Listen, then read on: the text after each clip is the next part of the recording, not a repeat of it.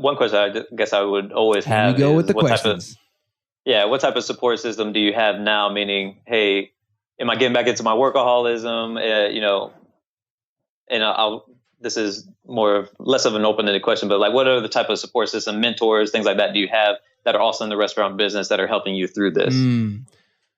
I have some. So my brother is a restaurateur.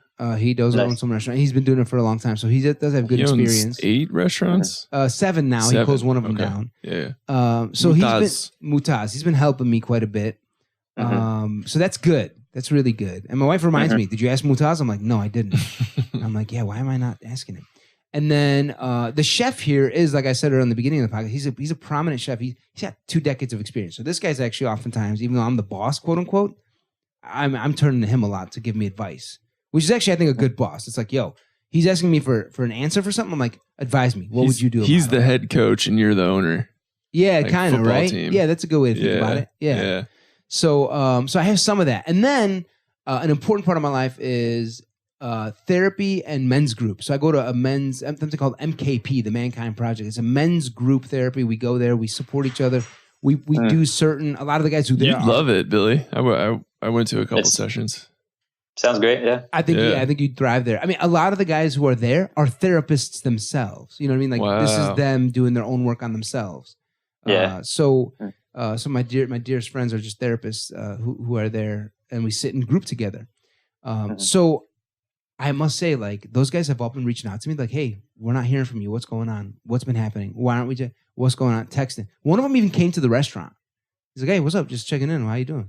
So I will say I have some, but Billy, I think the issue is I notice myself recoiling or like taking a step back from some of that support. I don't know what's going on. So I do think something's up with me now that I hear myself talk with these amazing questions you're asking. And so thank you for that, because the main thing I just want to make sure is that there is a support system there. Because often, like, even going back to what we were talking about earlier, we want to make sure that people don't feel as if they're in it by themselves. Right. There's this whole research that was done with these college kids so they brought them to the bottom of this mountain or this hill, and the professor or whatever had one person come up to the bottom of the hill and said, okay, how high do you think this is? And, each person one at a time said how high the hill was. And then he had them come up 2 at a time, shoulder to shoulder, look at it. All right, how high do you think this is? They talk together and say, okay, it's this high. When people walked at it side by side, the mountain was like 30% shorter, or the hill was 30% shorter than it was when they're standing at it by themselves. Wow. So really? So just looking at it in theory. So they would say like this is 1,000 feet, but then when they're standing shoulder to shoulder with someone, like me and Chris were looking at it, we'd be like, nah, it's more like 700 feet.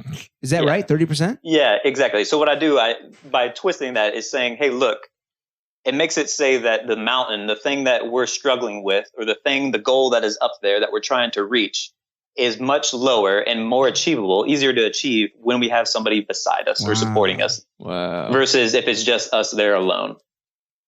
This dude reminds me of Teju, my dear friend Teju, who I don't know if you met Teju or talked to him. I don't think I have. But that's a really thoughtful, beautiful thing. That's amazing. Man. Yeah. Wow. So I wonder what happened. I wonder if he ran the test like he put 3 people shoulder to shoulder. If it came down to it just keeps getting lower and lower and lower. Yeah, so eventually, like, there ain't no mountain here. What mountain? There's no mountains. Ain't no mountain high. They just start singing. And the other thing I was going to say too is like, there's this other thing. Man, I'm really throwing out a lot of like just people's names. Bridges Change Model. I think that's what it is. Bridges Change Model. It talks about how there's endings and there's new beginnings. So these 2 islands. The tough thing is that there's this rough waters in between. And oftentimes in life, we think that we can just jump on a helicopter, go from the ending, and go straight to the beginning of this new beginning. You know what I'm saying? Like, yeah, you press the easy button, you go over there. Life doesn't happen like that. It's got to be choppy. You know what I'm saying? Damn. And so it's identifying where you are. Yeah, you're a new beginning. You're ready. You're all in. You got this new menu.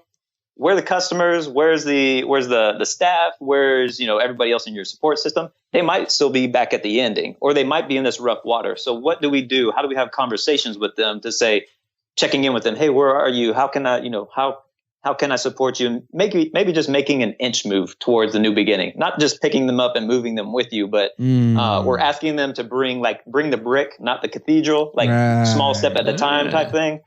so that we can just slowly get them from wherever they are towards where you are at this new beginning. Or you might scale it back just a little bit so you can offer maybe once a week one of the old school menu items of whatever it is. Holy you know what I mean? I can't believe you just said that. Literally 12 hours ago, I was sitting in this room where we're taping upstairs in the restaurant, and the chef said, hey man, maybe like on Mondays we should bring back baba ganoush, Tuesdays we bring back the old hummus, Wednesdays we bring back, and you just said it. Oh my God, that's a great idea. We got to do it. That's awesome. I like that. Bridges change. So it's just like bring the brick, not the cathedral. You just do one small thing to move people towards their change because it's going to be choppy.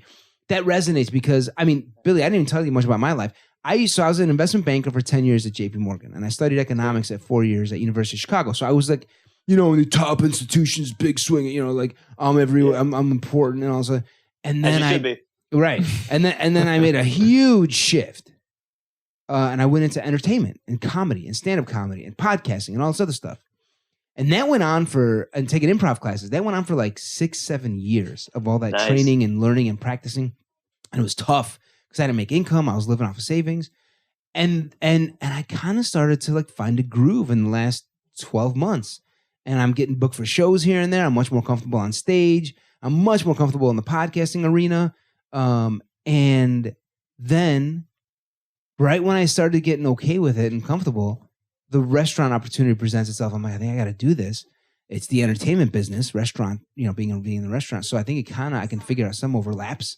And so the choppy waters are back and I feel myself retreating from mentors and help.